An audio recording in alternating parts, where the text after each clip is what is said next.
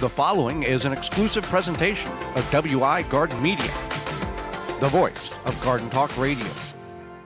Us if you'd like to be part of the program, and we encourage participation. You can send us an email to gardentalkradio@gmail.com. That's gardentalkradio@gmail.com. Or if you'd like to talk to us, you can certainly give us a call on the Proclamation Hotline, brought to you by Proclamation Goods. That number is 1-800-927-SHOW.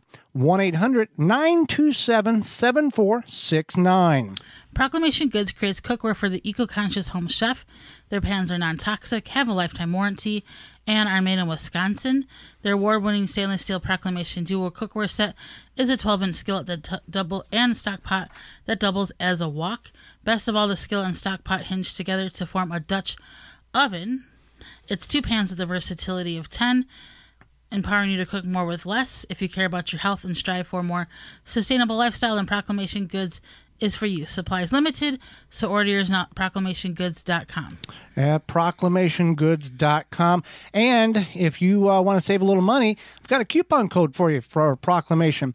Through September 5th, you can get $50 off your purchase by using the code 50 at checkout. 50 at checkout to get $50 off your purchase to upgrade your cookware to the best there is. Proclamationgoods.com. Well, Holly, we had trash tomatoes, and we still have trash tomatoes. We don't even have tomatoes. They're just horrible. So we're going to go and discuss, and many of you, we've voiced our thoughts on this, and many of you have had the same or having some of the same issues that we are. And some of you are having fantastic tomatoes and you have bountiful harvest. Well, that's good. For the rest of us, our tomatoes weren't any good, and we're going to go over the reasons why. There is evidence and purpose to the reason why the tomatoes were and are, in some areas of the country, no good whatsoever. Right. So, so it's not just us. And then there's been reportedly some people are having bumper crops of their tomatoes this year, and some people are having a really bad season. And it seems like it's either one or the other. There's not much in between. So one of the reasons, and I just wanted to touch base on this because I do have an ecology degree, environmental science degree, and it's something that I did a lot of research on when I was getting my degree. One of the reasons they're finding is because of climate change. Now, a lot of people feel that climate change is a hoax, or they think of it as quote-unquote global warming, which is an old, out-of-date term for it. But there is a lot of scientific proof and evidence that shows that climate change is real. But we also have seen, if we look over data over hundreds of years, the fluctuation of cold and warm and cold and warm. Absolutely. So what you're saying is that for people who may not think climate change is a thing, you're saying that it may be a thing, but man may have helped slightly, but the historical ups and downs of climate warming and cooling is a normal thing. It can, yes, it is. But however, yes, many climate scientists all agree that we are in a climate crisis. You can do your own research on that. You can believe whatever you want. But climate change, no matter what, whether you believe it's real or not, it is real. Man-made or natural, or nature done by itself. Yeah. We have climate patterns and changes. Yes, patterns. Etc. And just like a lot of people are predicting, we're going to have a very snowy winter and cold winter here in the Midwest, and I think other portions of the United States, that will mimic how it was probably about 20 years ago. So who knows, maybe we're going into a different climate pattern. But I digress, that tomatoes are a victim of the climate change, unfortunately. Whether you think it's real or not, who made climate change happen, if it's just how the earth works or if it's us.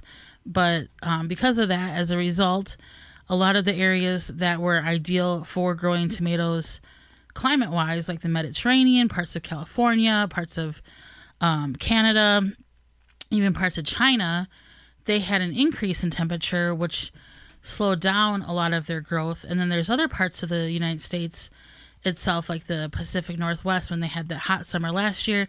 Now they're having a cooler summer, and this changed their tomato growth as well. In the Midwest, it sounds like it's kind of hit or miss from the people we talk to.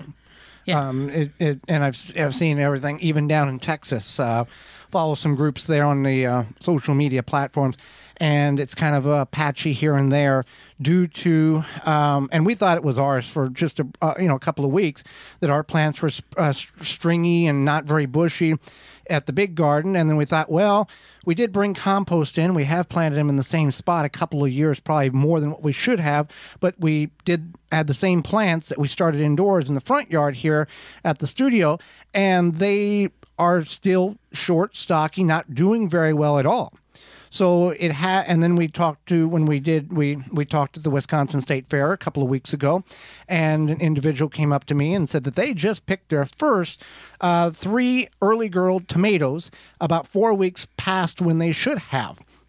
And he was informing me that he talked to one of the big name gardeners, and they indicated that most of, or a lot of, the tomatoes in the Wisconsin area, Midwest area, are trash because of the nighttime temperatures being too warm in order for the fruit to properly develop.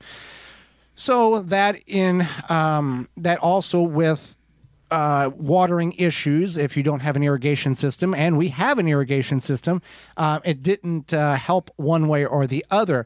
Plants are still stringy. We have some fruit development, and other individuals who we have reached out to online, some of you have commented, a lot of green tomatoes, very few ripe red tomatoes or ripening tomatoes in that. So then, if you are able to do more of a controlled climate, growing indoors, growing in a greenhouse, something in which you can variate the nighttime temperatures versus daytime temperature, that should work very well. Now, this didn't just affect the backyard gardener. Right. This also affected the tomato producing growers, manufacturers. Yeah, the people that Corporate. grow the tomatoes for things like ketchup and pasta sauce and canned tomatoes and all that good stuff, salsa, whatever. And this did affect them as well, and it will continue to affect them in economics. I can't say that Economists? word. Economists are predicting that there could be a 6% increase in tomato product prices, and it could continue through 2050. Well, we're only in 2022 now. Now, I think economists, how do you say that? Economist maybe projecting that a little bit far out, I think. Well, but who knows? They know the trends and they know how things go, and we are, in a financial recession, or we are. I don't know. Things aren't good. Things aren't good, and with that, in the money's right, department, and we've seen this, and I don't have proof because I don't have any independent study, but we've seen that certain people project certain things based on the political affiliation that they want to make look good or look bad. That is just a common thing. Oh, things are going to do good because this particular party is in charge versus a different party. Well, that's not made up. That's a very real thing. If your jar of salsa went up by 6%, then join the club. Then join the club. I don't. I mean, we've all seen rising prices at the grocery store. Perhaps you. No, we've not been to a farmer's market lately, so we don't know if that's trickled down to there. I'm sure it has. Yeah, we haven't. And actually, I was thinking about going to one this week, so we'll have to see. But yeah. So one thing that you can do again is grow your own tomatoes, and Joey had mentioned perhaps try a controlled climate. Right. Yeah. But so if you have wonderful tomatoes, hey, way to go. Good job. Keep doing it. If you don't, like many of us, I don't have a good answer for you. I'm just happy that it's not something that I am personally doing, or we have some issue with soil nutrient deficiency. As I still think that yes. we should move our tomatoes. Yes. B, and we have irrigation, but I'm still a believer in irrigation. All across the board, because it does allow you to have consistent watering, and that is key. We don't have any diseased tomatoes. No. We just have sad tomatoes. Yeah, they're stringy. They're very weak looking. They're supported by Florida weave and cages. But sometimes in life, Holly, it's good to know that if a failure that's going on in your world, if everybody else is having the failure, it makes you feel just a little bit better. I mean, it really does. Like, it's like, I don't get It's this. not just me. It's not just me. There's some solidarity and pure support. Well, you know what what you listeners have done is you have supported Walton's Incorporated.